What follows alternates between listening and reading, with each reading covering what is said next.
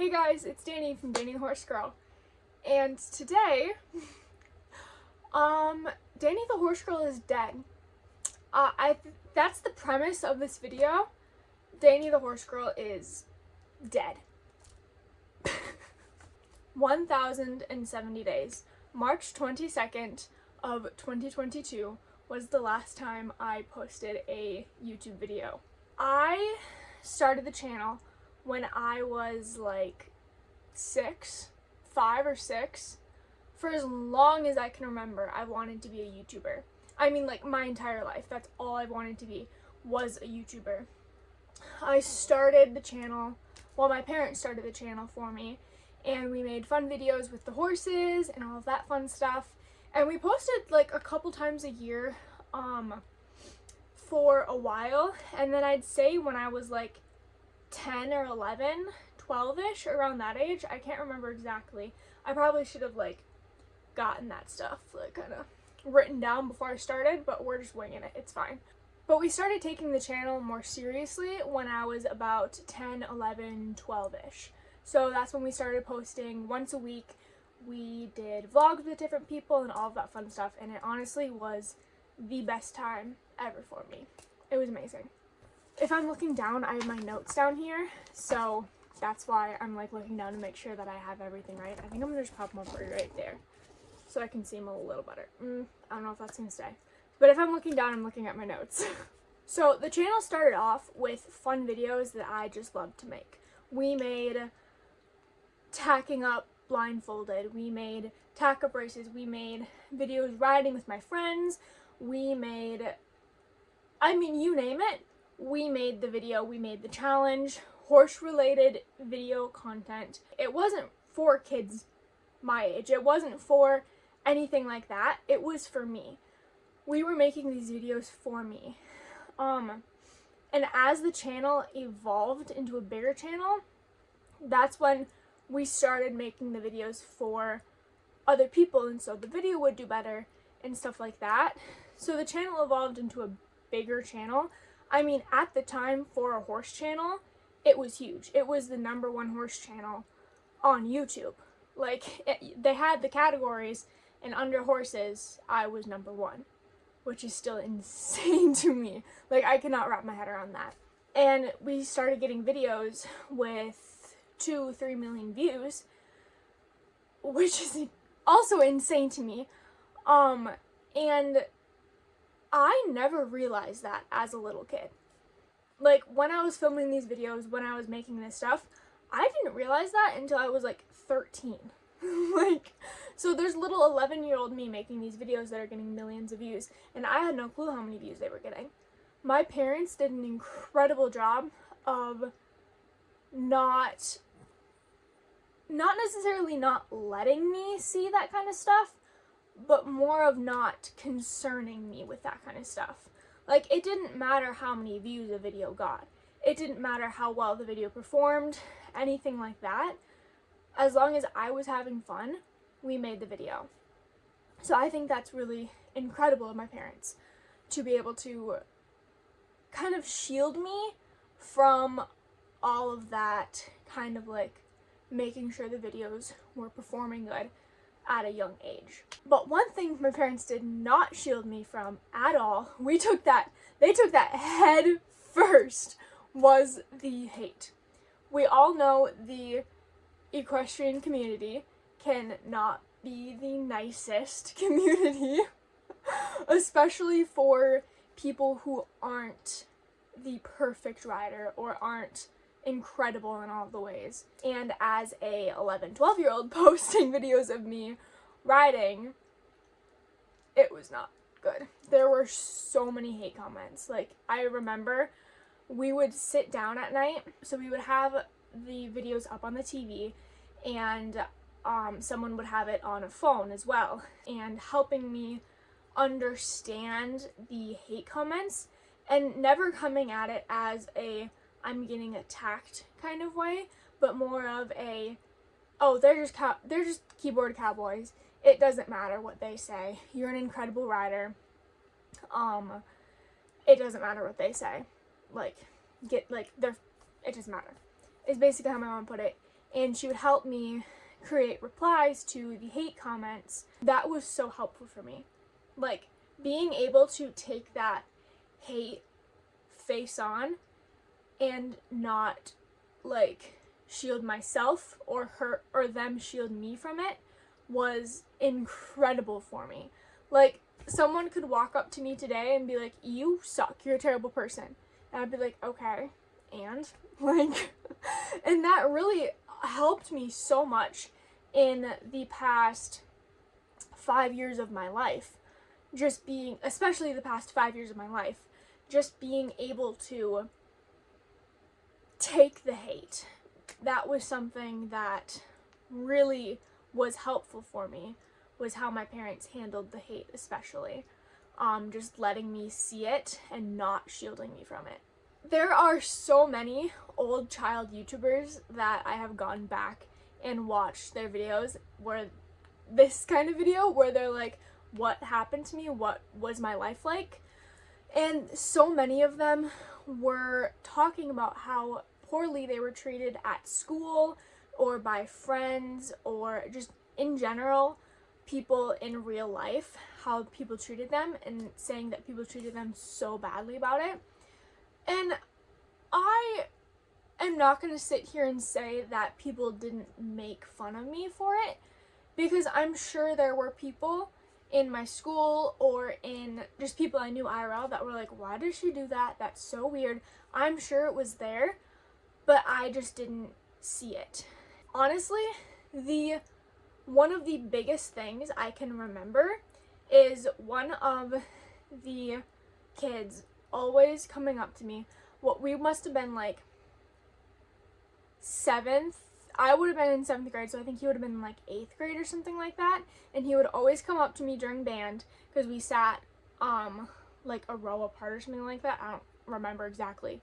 And he would always ask me questions about YouTube, how it works, because he wanted to do it and he wanted to do content creation. So, and I think he does it now today. That's the biggest thing I remember, because every day he would ask me about it and he would talk to me about it. And everyone around that always thought it was so cool that I did this and that I was able to do it. So I think I was treated very, very well. I was also in an extremely small school.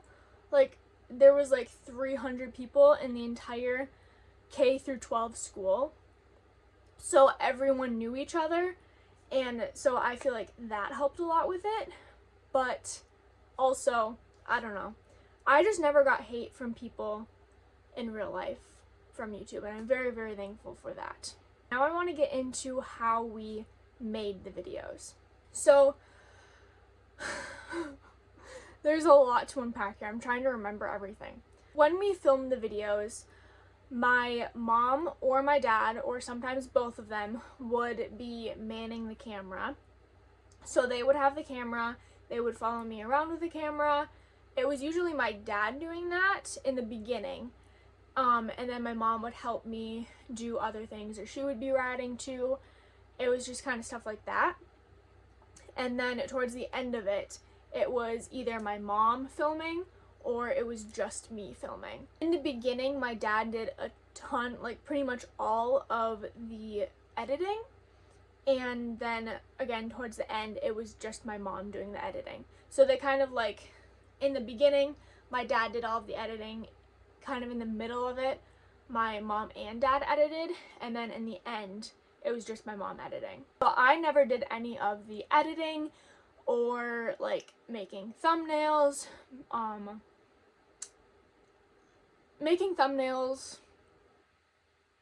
titles, or anything like that.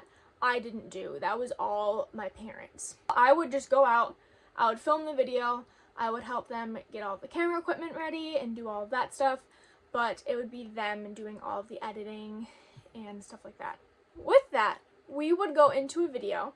So we would be like, okay, this is the video we're making today. So let's just say it was a tack-up race between my mom and I. Okay, we're just going to say it was one of those. I would go into it with one idea. My mom would go into it with one idea. And my dad would go into it with one idea.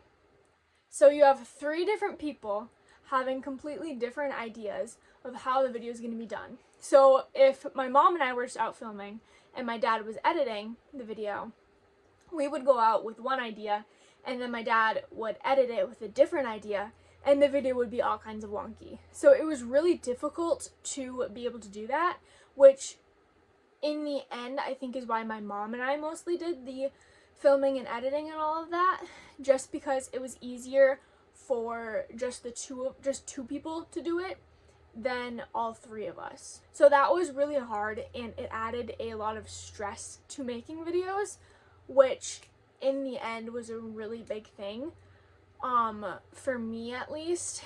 And I feel like all of us, it was a really big thing to make sure we were making a good video. Not a video we had fun making, not a video that was going to be fun for us, but just a video that was going to do good. And it was going to be a good video, it was going to get views. I feel like for me, it felt like that's all we cared about towards the end. So that would be like end of 2020 through 2021-ish is when the videos started to get stressful. So now I'm going to go into why I stopped filming videos. So to kind of piggyback onto the stress of it, with the stress of it also, I was 13. I was 13, 14, 15 towards the end of it. 2019, 2020, 2021, 13, 14, 15. I was growing up, but my channel wasn't. So I felt like I was making kids content as a 15-year-old or a 14-year-old, and I hated that so much. I was putting on an act. I was turning on Dani the Horse Girl. It wasn't me going out in front of the camera. It was Dani the Horse Girl going out in front of the camera. And I hated that so much. Even to this day, I hate that. It doesn't feel genuine, and I hate it. Big reason for me is that I wanted to grow up. I wanted to stop making children's content, but I was scared that the videos weren't going to do good if I started making content more geared towards my age, rather than making content that was more for kids that I knew was going to do good. It just became a stressful, like, mandatory thing where I was like, okay, we have to get a video out once a week. We have to make sure it's good. We have to do all this. And I was putting on this big, bright, bubbly show. And I was a big, bright, bubbly, and I still feel like I am. But it was just so different from what I was acting like in real life versus on video. Because even now, like, if I was filming this video 4 or 5 years ago, I would be talking like this and would be all over like this, and I'd be talking so fast, and I can't do that anymore. I just can't do it. I don't have enough energy. It's just not something I can do anymore. Like, I'm 19 now. Then I was 15 and I was like, I can't do this anymore. I was already exhausted with everything else that was going on in my life at 15 that I just couldn't take it anymore. And I tried. Like, September, October of 2021, I tried hard and I just couldn't do it anymore. It just came to a breaking point for me. Just stopped becoming something that I loved to do and I loved making, and it just became stressful and I hated that. Now we're going to talk about what's been going on for the past 4 years. In 2021, we filmed a little bit in the spring, and then we didn't really film over the summertime because I was so busy with cattle and sheep and goat shows that we couldn't film. We didn't have the time. Moving across the country, we were going to be super busy with shows. My parents were working super hard. We just couldn't do it, which we just took a little break. Over the summer, I did TikTok content, I did Instagram content, but we didn't do anything on YouTube. And that summer was really hard for me. That was probably, when I look back at it, it is one of my favorite years of life, but it's also probably the worst year in my entire life.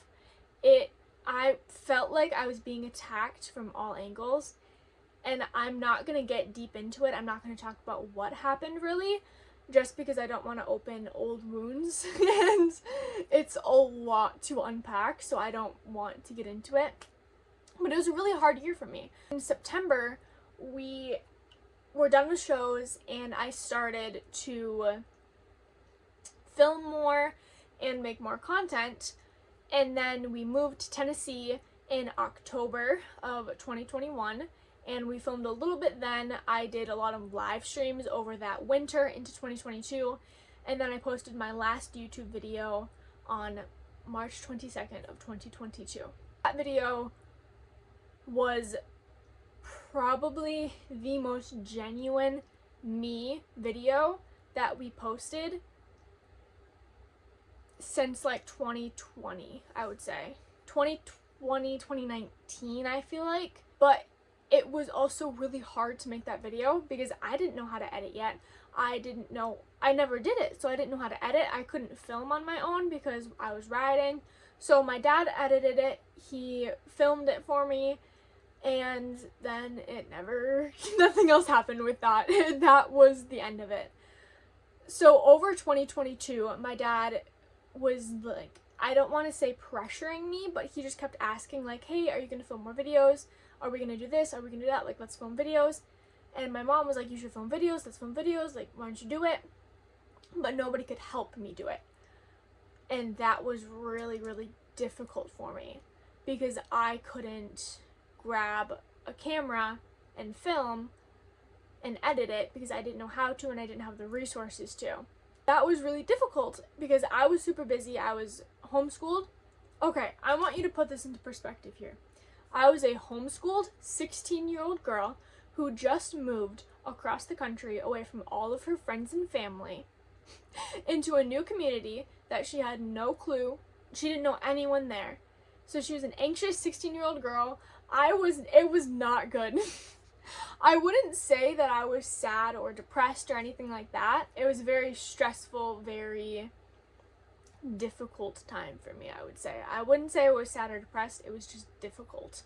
And I didn't want to add the stress of YouTube back onto that. So I would say in like late 2022, 2023, I finally snapped and I was like, I'm not filming videos. I'm not doing this anymore. I'm not Dani the Horse Girl. I'm not going to grab a camera and make kids content as a 16-year-old. This is stupid. I'm not doing it. And we really didn't talk about it since then. Like, honestly, like maybe a couple times over 2023 we talked about it, but really we haven't talked about it since then. So in 2023, I feel like I had a lot of guilt about not posting content and not filming and stuff like that. I also was figuring myself out. It's 2023 now. I was 17 years old and I didn't know who I was. All of my friends were online. I didn't have any friends in person. So it was really difficult for me trying to figure that out. In late August of 2023, I had a very pivotal moment for me in my life, and that it was such a little thing. It was someone saying congratulations to someone else. Isn't that crazy? How such a little thing can just blow up your entire everything? Like, it's insane. So I'd say fall of 2023,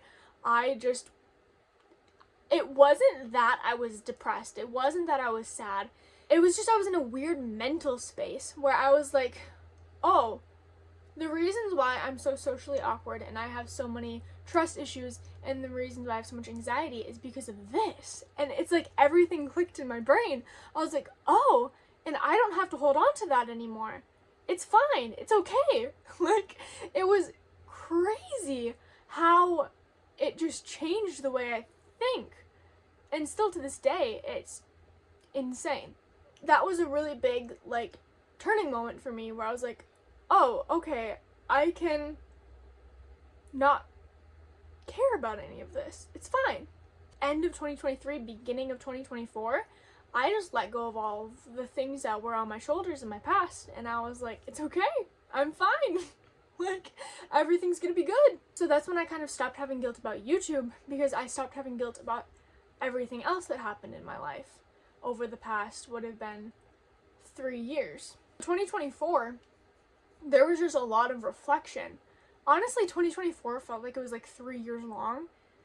It went by so quick, but I was so busy that it felt like so long too. It was just a really good year for me to figure everything out and just reflect on my life and really just think about everything that happened in my life, about being a child YouTuber, about being everything, like everything. I just thought about everything and I reflected on everything, and I realized how everything that happened in my past has made me the person I am today.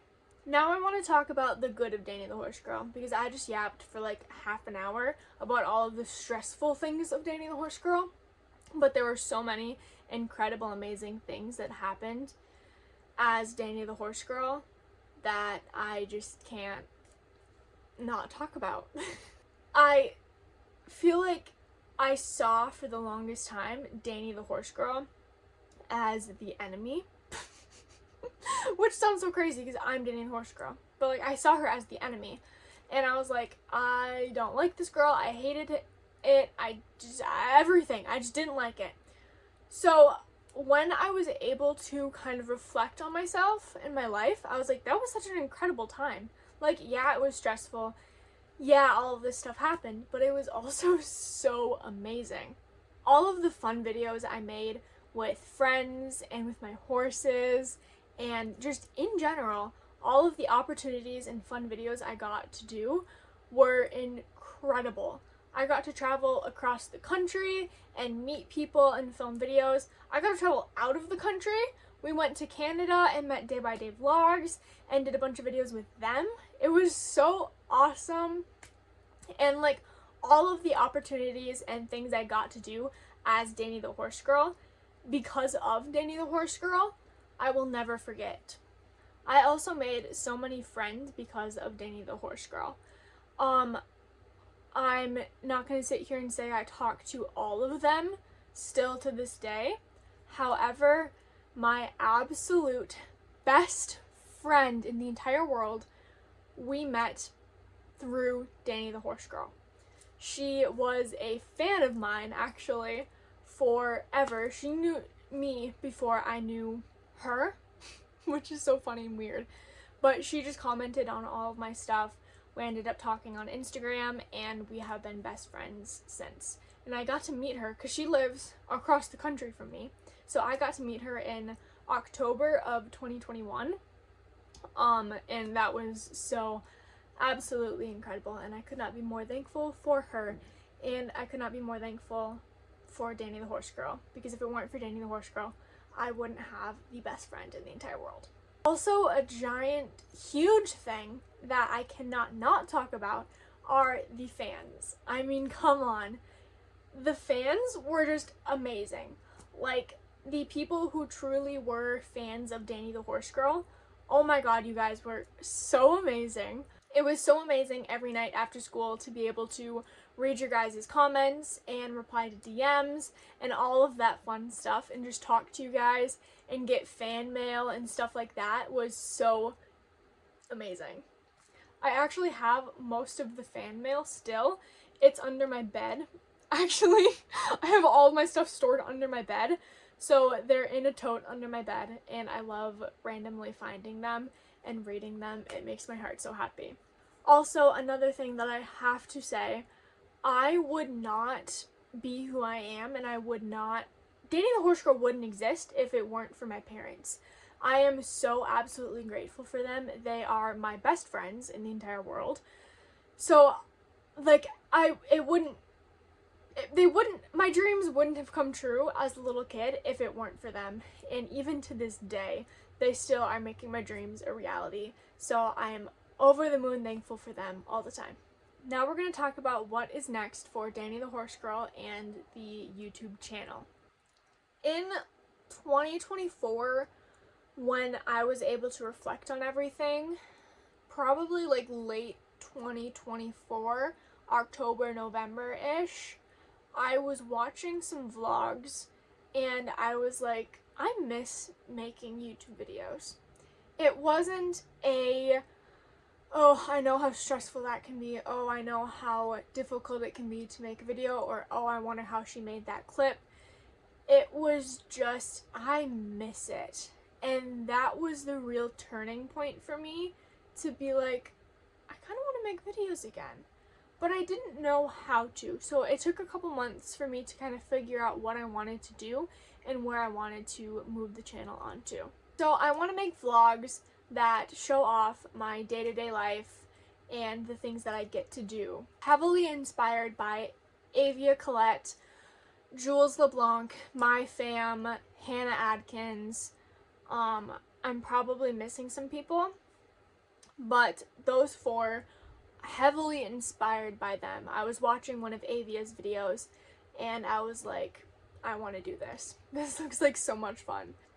Also, a giant, huge thing was Tommy Innett's square videos, which sounds so ridiculous, but those videos were a big change for me. And then even this morning, I was listening to the Shut Up I'm Talking podcast with James Marriott, the Patreon, and they were talking about everything, and Tommy was talking about everything and falling back in love with content creation, basically. And I was just like, yep, I'm doing this. This is happening.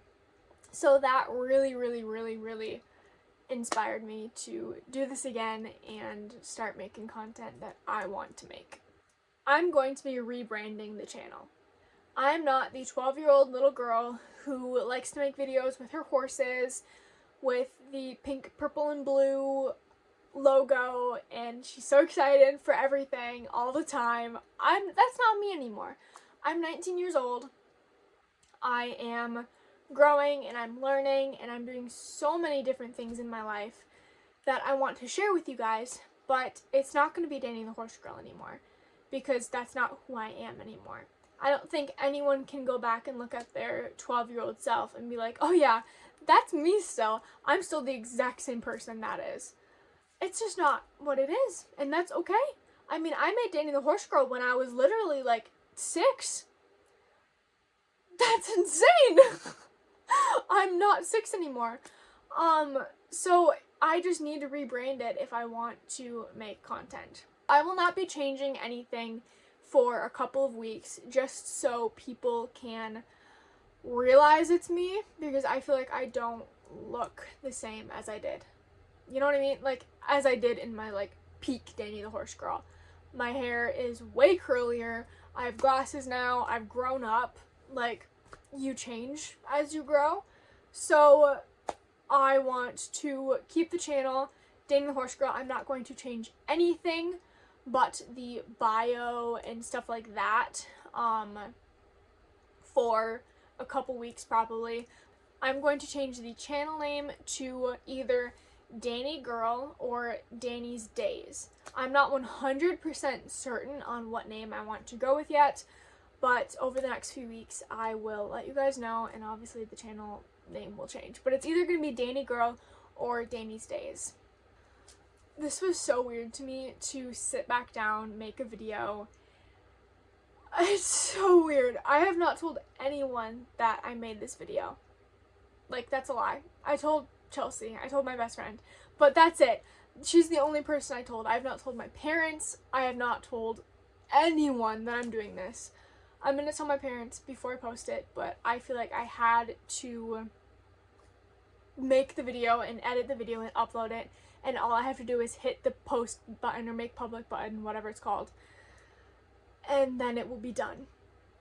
Like, I have to do all of that first, otherwise I don't think I would have been able to actually make this video how I wanted to make it. The upcoming videos will be very myself, and I'm very excited to make them, and I can't wait to talk to my parents about them. But this video specifically, talking about everything that's happened in my life, I had to just make it and be done with it. I will probably be doing a Q&A, so if you have any questions about anything that's happened in the past 4 or 5 years of my life that I have not been here, please comment down below on this video, and I will probably be doing a Q&A in the next couple weeks here. I guess that's it. That's all I had on my notes. I guess I'll talk about anything else that I forgot to talk about in the Q&A video, but this is crazy. I just filmed a Dani the Horse Girl video. The last Dani the Horse Girl video ever. So weird. So weird. But I'm so thankful that I'm doing it, and I'm so thankful for all of you who watched the video all the way through. So, thank you very much. Bye.